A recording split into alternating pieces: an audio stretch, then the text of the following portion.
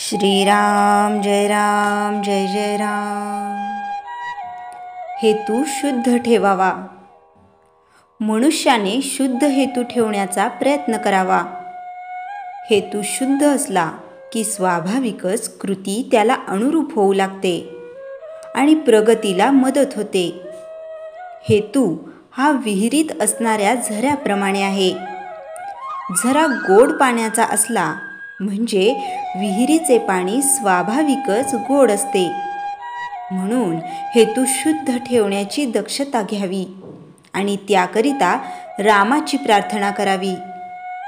माणसाला देहरक्षणापुरते अन्न, वस्त्र आणि नाम घेण्याची बुद्धी असली ही असमाधानाला जागा नाही। नको दैन्यवाणे जीने भक्ती उणे, हेच रामरायाजवळ मागावे। पर्वकाळात भगवंत कामधेनूचा अवतार घेऊन येतो। जे ज्याला पाहिजे ते तो देतो। पर्वकाळात सज्जन तसेच दुर्जनही आपली कामे करून घेतात। जारण मारण ही देखील पर्वकाळात शीघ्र साध्य होतात। आपण मात्र भगवंताचे कसे व्हावे हे पाहावे। शुभेच्छा धरावी, भावना जागृत करावी। काहीही कर, पण भगवंता तुझा विसर पडू देऊ नकोस, असे भगवंताजवळ मागावे। आजवर कळत न कळत जे पाप झाले असेल ते नाहीसे कर, पुढे पुन्हा नाही करणार असे म्हणावे। म्हणजे मागली पापे नष्ट होतात। ज्याला विषयाची गोडी असते त्याला नाही परमार्थाची गोडी लागत। नरकातल्या किड्यांना नाही किळस येत। विषयी लोक प्रपंचात रंगून जाऊन साधू संतांची निंदा करतात। त्यांना मीच काय तो एक शहाणा मोठा असा अभिमान असतो। पण त्यांच्यापेक्षा लक्षावधी शहाणे आणि श्रीमंत जगात आहेत, हे ते जाणत नाहीत। ते खालच्या लोकांकडे पाहतात आणि त्यांच्याहून मी श्रेष्ठ आहे असे म्हणतात। माझे चुकते आहे एवढे कळले तरी चालेल। विषयी लोकांना मला कुठे दुःख आहे असे वाटते, पण दारूप्रमाणे विषयाची धुंदी उतरली म्हणजे पश्चाताप होतो। देव आहे असे खऱ्या अर्थाने वाटणारे जगामध्ये थोडेच असतात। सद्विचार, सच्छास्त्र आणि सद्बुद्धी ही प्रत्येक माणसाला याच जन्मात भगवंताकडे नेण्यासाठी आहेत। प्रपंचाचा अनुभव कष्टमय आहे, पण भगवंताचा अनुभव आनंदमय आहे। तापाने आजारी असलेल्या माणसाला आपल्याला घाम यावा असे वाटत असते, पण नुसत्या वाटण्याने काही तो येत नाही। त्यासाठी डॉक्टरचे औषध घ्यावे लागते। तसे ज्याला भगवंताचे प्रेम यावे असे वाटते त्याने नाम घेणे हेच एक औषध घ्यावे।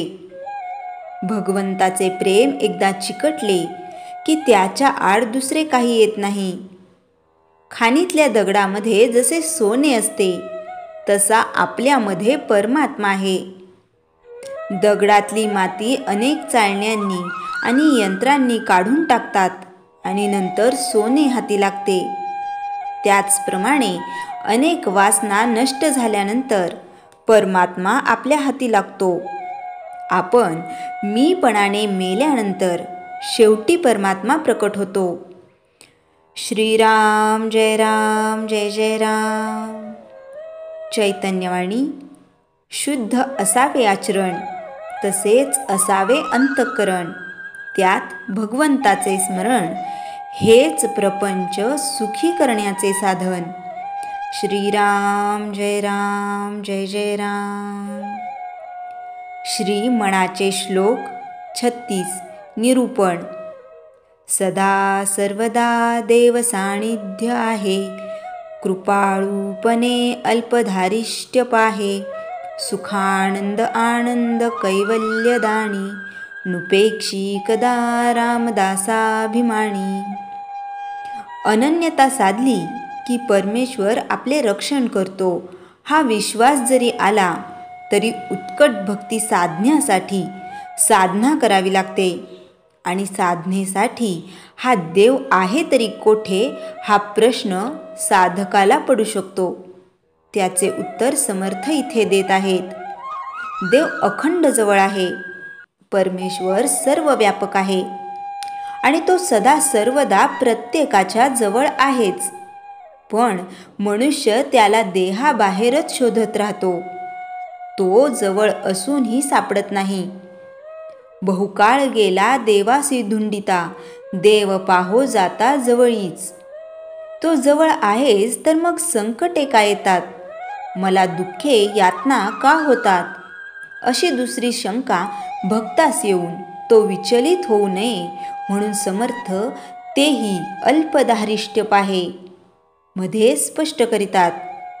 परमेश्वर प्राप्तीचा निरतिशय सुखाने भरलेला मोक्ष, केवळ आनंद हेच ज्याचे स्वरूप आहे असा हा कृपाप्रसाद भगवान भक्तांना देत असतो. फक्त हा बहुमोल ठेवा घेण्याची आणि सांभाळून ठेवण्याची पात्रता त्यांच्यामध्ये आहे का नाही हे पाहण्यासाठी देव साधकाची परीक्षा पाहत असतो. आई चालायला शिकविताना, बाबा सायकल शिकवताना, सर पोहायला शिकवताना जसे अचानक सोडून देतात पण जवळ असतात, आपण पडतो, लागते, बुडतो, नाकातोंडात पाणी जाते, रडतो, पण त्यातूनच शिकतो, तसेच देव आपली सिद्धता करून घेत असतो. मातेचे हृदय कोमळ, नोळखोनी भयभीत बाळ, तेवी श्रीराम कृपाळ, भक्त परीक्षा आरंभी. संकटामागे संकट येता धैर्य चोखट, तरी भक्तासी दीर्घकाळ वाट पाहणे न लागे. त्यामुळे साधकाने प्रत्येक आपत्ती हा एक नवा धडा आहे असे मानले पाहिजे. त्यामुळे शरीराला कष्ट होतील पण मनाची प्रसन्नता आणि बुद्धीची विवेकशक्ती चढती वाढती राहील हा विश्वास भक्तांनी बाळगावा. पहिला नंबर येण्यासाठी जसे अथक परिश्रम घेतो तसेच हा परमानंद मिळवण्यासाठी संकटे, आपत्ती, प्रतिकूलता यामध्ये विवेकाने वागावे. योग्य ते प्रयत्न न कंटाळता न खचता करीत राहावे.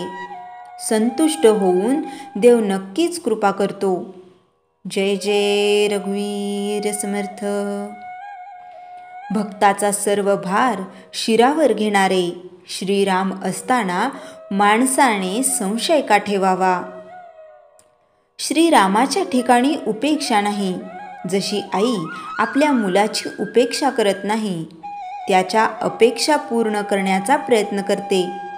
कारण लहान मुलाची आपल्या आईवर संशयरहित भक्ती असते. काही झालं तरी आई आपल्या मागे आहे असा विश्वास बाळाचा आईवर असतो. तसा भाव ज्या भक्ताच्या रामरायांवर असतो त्याची उपेक्षा रामराय करत नाहीत. सात्विक श्रद्धा देवाकडे नेते, परमार्थाकडे नेते. सत्य पदार्थावर नितांत प्रेम किंवा निष्ठा हे पारमार्थिक श्रद्धेचे कारण असते. अशी श्रद्धा असली तरच ज्ञान व शांती मिळते, नाहीतर अधःपतन होते. जर माणसांचा सद्गुरू किंवा आराध्य देवतेवर निसंशय विश्वास असेल तर सद्गुरू, आराध्य दैवत त्याच्या संकटकाळी तारतात. श्रीरामांवर विश्वास असला, श्रद्धा असेल, अनन्यता असेल तर रामही भक्ताची उपेक्षा करत नाहीत. परंतु लोकांचा विश्वास स्वतःवर जास्त विश्वास असतो. मी केलं म्हणून एखादी गोष्ट झाली अशी त्यांची भावना असते. पण त्यांच्या लक्षात येत नाही की करता करविता तो श्रीराम आहे. भगवंत आपल्या भक्तांचा भार वाहत असतात असे दाखले आपल्याला पुराणात मिळतात. आताच्या संत चरित्रात सुद्धा आपल्याला मिळतात. असा भक्ताचा सर्व भार शिरावर घेणारे श्रीराम असताना माणसाने संशय का ठेवावा. साधक परिवारावरून. श्रीराम जय राम जय जय राम. जयाच्या जनी जन्मनामार्थ झाला, जयाने सदा वासनामात केला. जयाच्या मुखी सर्वदा नाम कीर्ती, नमस्कार तया ब्रह्मचैतन्यमूर्ती. श्रीराम जय राम जय जय राम. जानकी जीवन स्मरण जय जय राम.